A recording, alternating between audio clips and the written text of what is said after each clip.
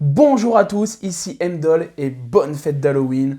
Et pour fêter Halloween, voilà la quatrième vidéo du cycle Halloween, cette fois-ci avec 5 films, 5 petites pépites méconnues ou peu connues du grand public. Alors pas la peine de me dire, moi je le connaissais, je le connaissais. Tout le monde a sa culture, il n'y a pas de souci, mais c'est des films qu'on n'a pas entendu vraiment parler et que je souhaite vous conseiller immédiatement. Alors avant de commencer, je vous rappelle que ce mercredi, nous serons en live avec le Guide Barbu, avec Julien de Ciné Series Galaxy avec Ron Movies pour parler de la carrière de Christopher Nolan. Donc vous serez les bienvenus. Je cherche également une personne pour remplacer Souffleur de Coffret. Donc si un abonné ou un autre collègue youtubeur souhaite participer à ce live, qu'il me le fasse savoir dans les commentaires. Bref, c'est parti. 5 pépites que j'espère vous faire découvrir. Alors le premier, c'est un film de Romé Balagueró, le réalisateur de Rec. Et je vais vous parler du film Malveillance. Malveillance ou alors Mientras duermes. Vous entendez mon super accent espagnol du Nord-Pas-de-Calais. Mientras duermes, qui veut dire pendant que tu dors. C'est en version originale. Alors, qu'est-ce que ça raconte Malveillance? Donc en fait, on a un gardien d'immeuble. Le film commence comme ça, il est sur le point de se suicider. Et puis, en fait, il renonce. On comprend pas trop pourquoi il renonce. Et puis, en fait, on va comprendre qu'il va essayer de trouver un sens à sa vie, mais de façon très malsaine. C'est-à-dire qu'il va se mettre à épier, euh, il va se mettre à épier une habitante de l'immeuble qu'il trouve superbe.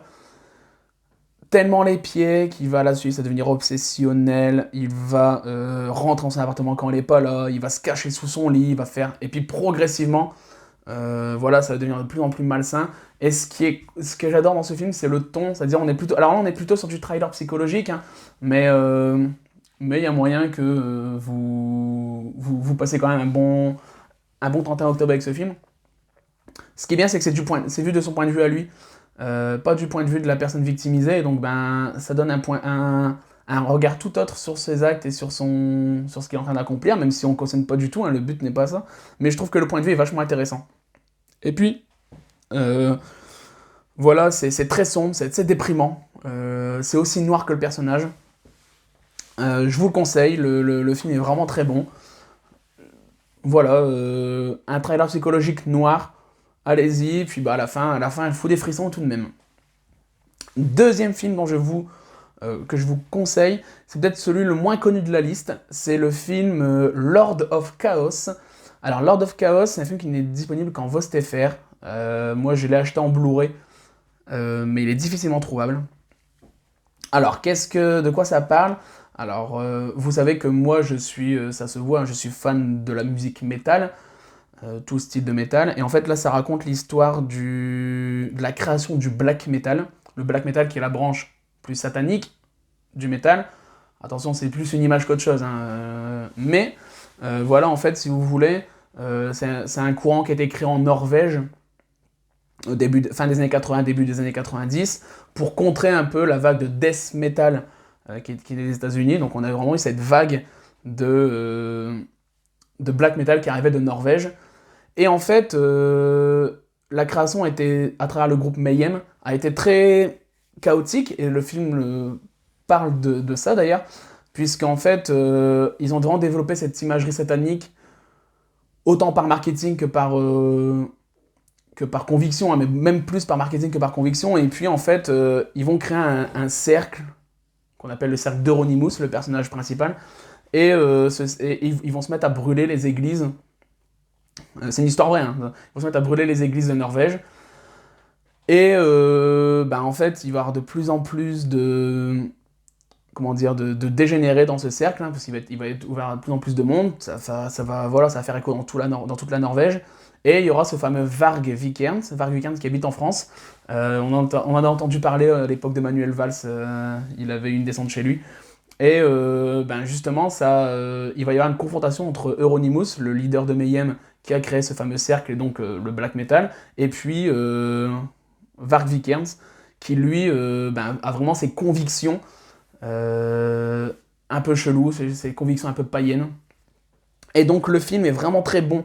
Pourquoi? Parce que non seulement ça ne porte pas de jugement sur la musique métal, ça ne porte pas de jugement sur les croyances païennes, sur n'importe quel type de croyance, mais ça met bien en lumière la création de cette musique, et puis cette descente aux enfers à travers les idées sataniques, etc.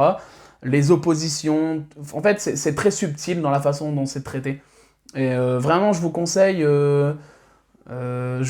parce que, en plus de passer un film un peu terrifiant et un peu malsain, si vous aimez un peu ce genre de film, vous allez en plus en apprendre beaucoup sur ce style de musique, autre que ce qu'on raconte dans les médias. Et en plus, c'est joué par le frère de Macaulay Culkin, qui joue le personnage principal. Donc allez-y. Mais en tout cas, c'est vraiment bien joué. Et non, c'est vraiment un bon film. Très sincère. Troisième film, May, réalisé par Lucky McKee. Alors, c'est avec Angela Bettis, si je dis pas de bêtises. C'est la nana qui avait joué dans le téléfilm Carrie et qui les jouait très bien d'ailleurs. Le film était pas terrible, hein, mais elle le jouait bien. Alors May, c'est une jeune femme qui a grandi, qui a des problèmes de vue, donc on voit un peu son enfance rapidement, on comprend qu'une enfance un peu chelou. Elle a des problèmes de yeux, donc elle a des lunettes particulières, etc. Elle met des lentilles, mais enfin bref, elle a vraiment un problème avec ses yeux. Et puis en fait, elle est vraiment perchée. Elle a eu sa meilleure amie pendant toute son enfance, c'était une poupée. Et elle est vraiment perchée, à tel point qu'elle n'arrive pas vraiment à avoir de relations sociales, etc. Et puis un jour, elle va suivre le dicton de sa mère qui disait « Si tu n'arrives pas à te trouver d'amis, fabrique-toi-en un ».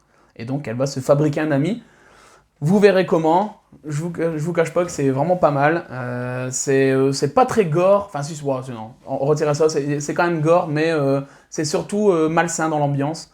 Donc allez-y, je vous conseille May de Lucky McKee. Ensuite, quatrième film, Eden Lake, sorti en 2008 avec notamment Michael Fassbender. Eden Lake est un excellent film anglais. Qu'est-ce que ça raconte? C'est un jeune couple qui veulent passer un week-end au bord d'un lac. Le lac que le père, donc joué par Fassbender, connaît depuis très longtemps, depuis son enfance. Et puis arrive là-bas, ils vont se faire un peu emmerder par une bande de jeunes. Ils vont les emmerder avec un chien, etc. Puis le mec, un peu en père de famille, il va y aller en disant arrêtez de nous faire chier, etc. etc. Et puis ça va un peu dégénérer progressivement. Sauf qu'il se rend pas compte que les gamins, ils sont capables de faire les pires horreurs du monde.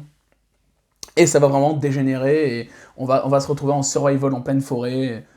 C'est vraiment un très bon film qui a en plus un propos social très intéressant sur l'Angleterre. Il y a vraiment des scènes de tension, il y a des scènes gore, il y a des scènes... une conclusion qui fait froid dans le dos parce qu'il y a aussi beaucoup de suggestions et qui explique aussi qu'il y a un rapport, un propos en tout cas sur le récit. Donc je vous conseille Eden Lake. Très bon film, un survival, trailer horrifique, très bon. Et le dernier film que je vous conseille, c'est Midnight Meat Train avec Bradley Cooper, qui n'avait pas encore la renommée qu'il a maintenant, mais c'est un excellent film. Donc Bradley Cooper joue le rôle d'un photographe, donc il espère faire carrière dans la presse, etc. Donc il prend des photos, il fait des expos, et sa carrière ne décolle pas. Et puis un jour, il va être attiré par la présence d'un homme dans le métro, un homme en costard, avec sa petite mallette noire, chauve, enfin bref, personne très, très froide, très sombre. Et donc il va la suivre en la prenant en photo. Et puis il va assister au meurtre, en fait, cette fameuse personne est un tueur en série. Et donc lui, il va utiliser ça pour avoir le plus de photos possible, sauf que voilà, les choses vont un peu dégénérer, et vraiment... c'est un film assez effrayant et qui en plus prend une tournure scénaristique inattendue. C'est tiré d'un livre, ça mélange plusieurs genres. Je vous le conseille. C'est une série B, hein, mais ça s'est parfaitement mélangé, le trailer et l'horreur. Et moi, je passe toujours un bon moment quand je regarde ce film. Donc allez-y, y a pas de souci. Donc voilà, j'espère que cette vidéo vous aura plu. Je vous ai donné 5 idées de films que vous ne connaissez peut-être pas pour ce 31 octobre. En attendant, on se retrouve mercredi pour le live Christopher Nolan rétrospective. Je vous attends nombreux dans les commentaires à réagir dans le chat comme vous avez fait pour la vidéo avec Julien ou pour le dernier live Fincher. En attendant, on se dit à très bientôt. Salut!